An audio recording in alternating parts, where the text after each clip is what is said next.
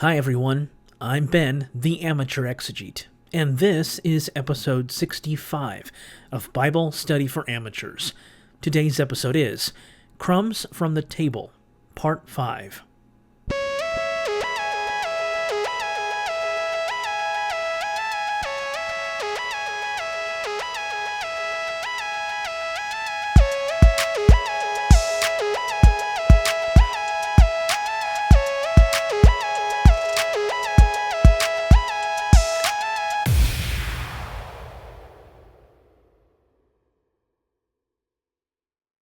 In the last 4 episodes, we've looked at the late Gail O'Day's piece, entitled Surprised by Faith, Jesus and the Canaanite Woman, that appeared in the volume A Feminist Companion to Matthew. Be sure to check out those episodes if you haven't already. Today we will conclude our series on O'Day's piece by looking at how the Canaanite woman's retort to Jesus in Matthew chapter 15 can be understood in light of Psalms of Lament.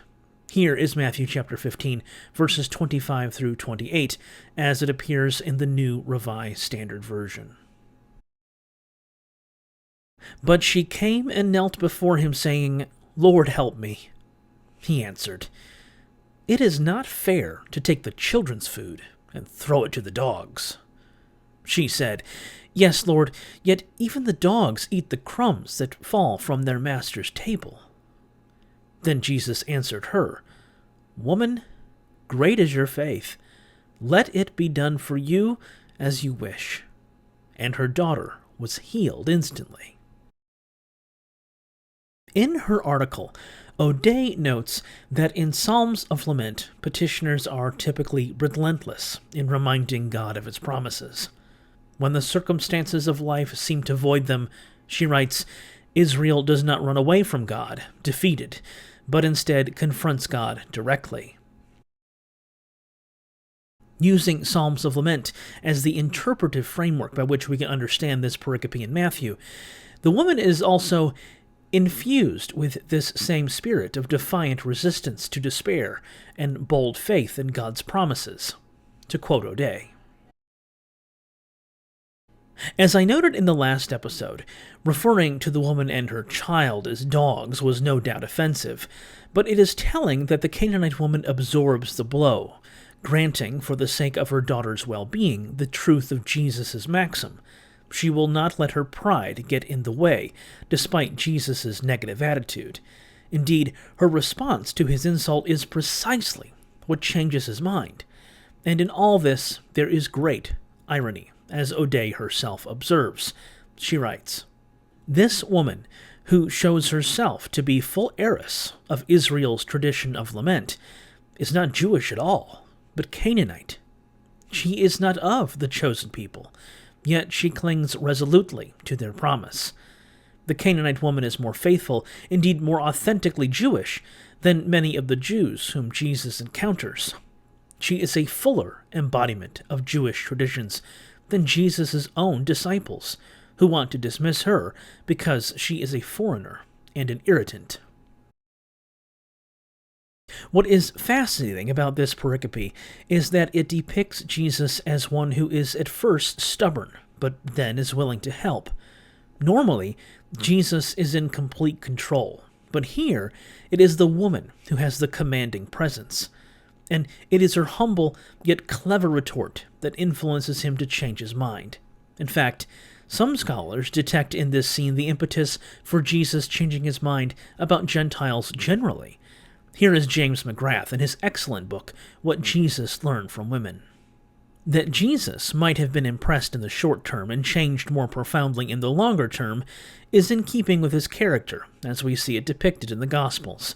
It might even be that the developing gospel tradition reflects not so much a desire to improve how Jesus comes across in stories like this one, but an increasing willingness on the part of later authors to incorporate perspectives that Jesus was known to have held later in his public activity. Just as Jesus seems to have been willing to change his mind on this occasion in the short term, deciding to heal the daughter when initially he refused, he may also have changed his mind about Gentiles in more profound ways, as he looked back on this encounter and others and took them to heart. While a Jesus who changes his mind may be anathema in some corners of Christendom, it nevertheless seems to be precisely what is going on in this passage. In so doing, it presents a very human Jesus, one who held his own prejudices, but when confronted, experiences a change of heart. It is easy to be hateful in the abstract, but often when we are exposed to people who differ from us and we see just how like us they really are, we may find ourselves changing our predispositions toward them, toward the other. This scene in Matthew, taken from the Gospel of Mark, is cleverly cast by the evangelist in terms of Israel's psalms of lament. Consequently, the woman's role in the story is highlighted all the more because she is now comparable to faithful Israel, though she is herself cast as Israel's ancient foe, the Canaanites. Here, to close, is O'Day. Using the idiom of Israel's lament, Matthew narrates a story that shows the power and possibility inherent in boldly insisting that God be faithful to God's promises. In the voice of this marginal woman, who would not be silenced even when no one seemed to listen, we hear the resilience of faith.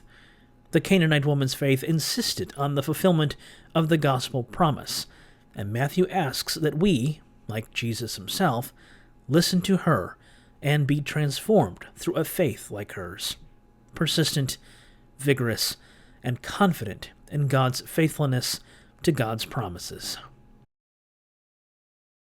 That's all the time we've got this week. See you next time. And remember, in the words of Richard Elliott Friedman, one does not need to deny what is troubling about the Bible in order to pay respect to what is heartening. Thanks for stopping by.